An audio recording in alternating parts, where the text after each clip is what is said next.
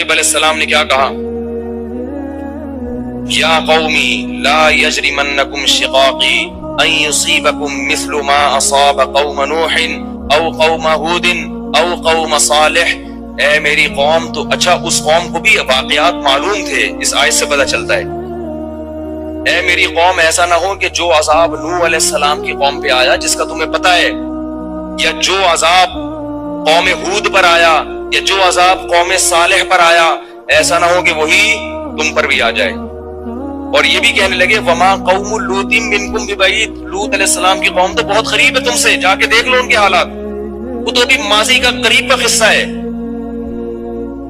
وَيَا قَوْمِ لَا يَجْرِمَنْ وَيَا قَوْمِ اسْتَغْفِرُوا رَبَّكُمْ ثُمَّ تُوبُوا إِلَيْهِ. اے میری قوم، اعتراضات چھوڑ دو، استغفروا ربکم، رب سے توبہ استغفار کرو. دیکھو وہ لوگ استغفار کا مطلب سمجھتے تھے، ہم لوگ استغفار کا مطلب نہیں سمجھتے. جب شعیب علیہ السلام نے کہا استغفار کرو تو ایسا تو ان کے لیے تو بڑا آسان تھا، ایک تسبیح استغفار کی صبح پڑھ لیتے، ایک تسبیح شام کو پڑھ لیتے. تو اتنی سی بات ہے، تو ہمیں تو نماز پہ ویسی کوئی اعتراض نہیں، تو استغفار کی ایک تسبیح پہ کیا اعتراض ہوگا؟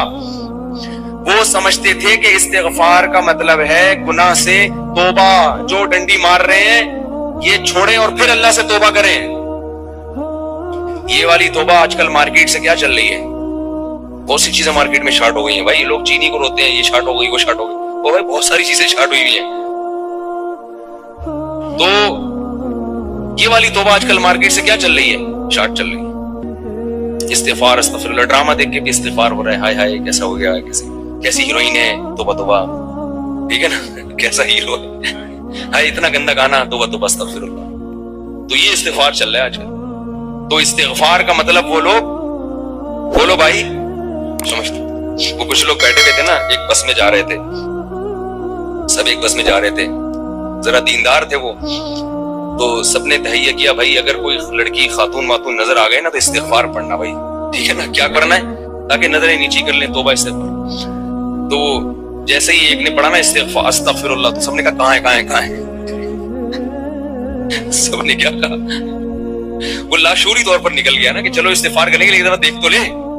بولے بتا یار کہاں ہے کہاں. تو وہ لاشعوری طور پر ہوتا ہے یہ بعض دفعہ. تو شعیب علیہ السلام نے کیا کہا؟ استغفروا ربکم ثم توبوا الیہ ان ربی قریب مجیب ان ربی رحیم ودود. ایک جگہ فرمایا رحیم بھی ہے اور بہت محبت کرنے والا ہے. ودود محبت کی سپرلیٹو ڈگری ہے، بہت محبت کرے گا تم سے، بہت زیادہ محبت، اتنی محبت کہ اس کے لیے تم نے گناہ چھوڑ دیا بھائی، بہت محبت کرے گا. تو ظاہر ہے اللہ جب محبت کرتا ہے تو ہماری طرح نہیں، ایک بہت محبت ہے بس ہے. تو بھائی یہ پیسے تو اتنی محبت ہے تو ٹھیک ہے نا. آپ کو کوئی دوست پریشانی میں آئے آپ کے پاس، بہت پریشان تھا، اس کو پیسوں کی ضرورت تھی، وہ آپ اس سے کہہ رہے یار مجھے تمہیں، آپ کو پتہ نہیں تھا کہ اب یہ پیسے بھی مانگ لے گا مجھ سے، کہہ رہے یار مجھے تم سے بہت محبت ہے، ایکچولی میں بتا نہیں سکتا، بہت محبت ہے. تو بڑا خوش ہو گیا بھائی اب تو ٹھیک ہے بھائی. تو کہہ رہے یار مجھے نا 100 روپے کی ضرورت ہے. اب آپ کہہ رہے یار یہ کیسے موقع پہ میں نے اظہار کر دیا محبت کا، ٹھیک ہے. تو ہم لوگوں کی محبت کیسی ہوتی ہے؟ ایسی ہوتی ہے. اگر ہمیں پہلے سے پتا ہوتا پیسے مانگتا ہے تو ہم کیا کہتے ہیں؟ کہ محبت کچھ نہیں ہوتا. مفتی صاحب نے بیان کیا تھا لویریہ پر، وہ جا کے سن لینا، پھر ایسا کہیں گے ہم. تو اللہ جب کہہ رہا ہے نا کہ استغفار کرو گے تو میں کیا کروں گا؟ ودود، بے پناہ محبت کروں گا، بے پناہ محبت. اس کا مطلب ہے کہ پھر اللہ نوازے گا، بہت بہت نوازے گا، رزق کی فراوانی کر دے گا، رزق کے دروازے کھول دے گا، دل میں سکون ڈال دے گا. اگر پریشانی بھی آئے گی تو درجات کو بلند کرنے کے لیے، جیسے یعقوب علیہ السلام پر پریشانی آئی، جیسے یوسف علیہ السلام پر پریشانی آئی تاکہ مصر کا بادشاہ بنا دوں، پھر وہ پریشان کرنے کے لیے پریشان نہیں کرے گا، وہ پریشان کرے گا خوشی دینے کے لیے.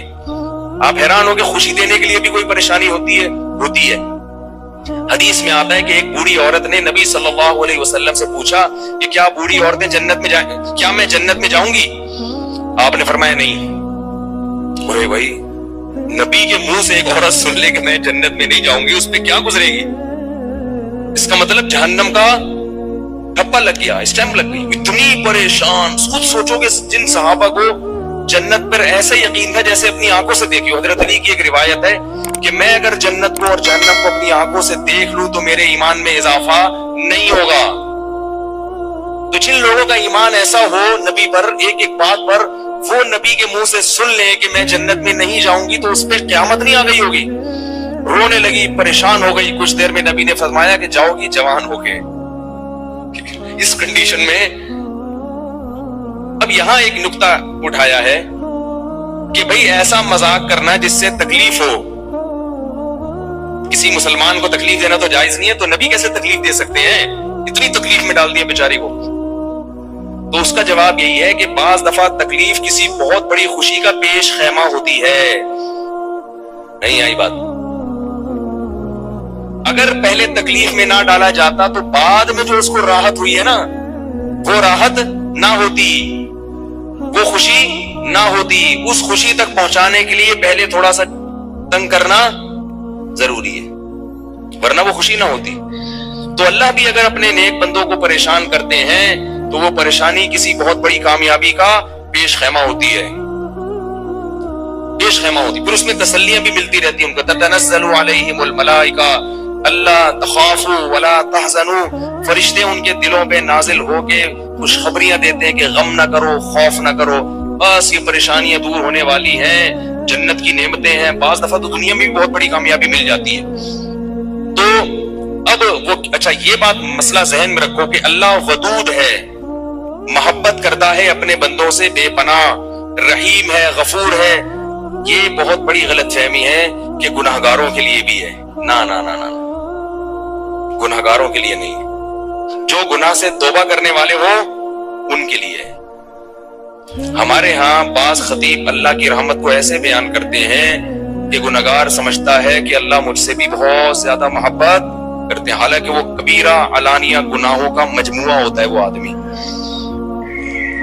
گناہوں سے اللہ کبھی بھی محبت نہیں کرتے, تو گناہگار سے کیسے محبت کریں گے؟ جو گناہ سے بچنے کی کوشش میں لگ جائے, بے شک نہ چھوٹے ہوں لیکن بچنا چاہتا ہے, اس سے بھی اللہ محبت کرتے ہیں. علماء لکھتے ہیں گناہ نہ بھی چھوٹے ہوں لیکن چھوڑنا چاہ رہا ہے, لائن پہ آنا چاہ رہا ہے, تو اللہ اس سے بھی محبت کرتے ہیں. اس کو اس کے لیے وسائل پیدا کرتے ہیں, اسباب کیا آ جائے. جو نہیں چاہتا اس سے اللہ محبت نہیں کرتے. اللہ اس کے لیے غفور اور رحیم نہیں ہے. اللہ یہ کہ قانون یہ ہے, اللہ اپنی رحمت سے کسی کو بخش دے تو ایک الگ بات ہے, قانون یہ نہیں ہے. قانون یہ ہے کہ وہ کیا ہے, عزیز ذو انتقام, غالب ہے اور انتقام لینے والا ہے. ان الذين يكسبون الاثم سيجزون بما كانوا يقترفون, جو گناہ کر رہے ہیں عنقریب پتہ چلے گا, عنقریب پکڑے جاؤ گے, عنقریب ٹھکائی لگے گی. تو جس سے محبت ہوتی ہے اس سے ایسے باتیں کی جاتی ہیں. آپ کو جس سے محبت ہے آپ اس کو دھمکیاں دیتے ہیں اس طریقے سے. اللہ فرماتے ہیں کہ تمتعوا, مزے اڑاؤ مزے, ان مصیرکم الی النار, آنا جہنم کی آگ کی طرف ہے. حدیث میں آتا ہے کہ میں سب سے زیادہ غیرت مند اور اللہ مجھ سے بھی زیادہ غیرت مند ہے, اور اللہ کی غیرت کو اس وقت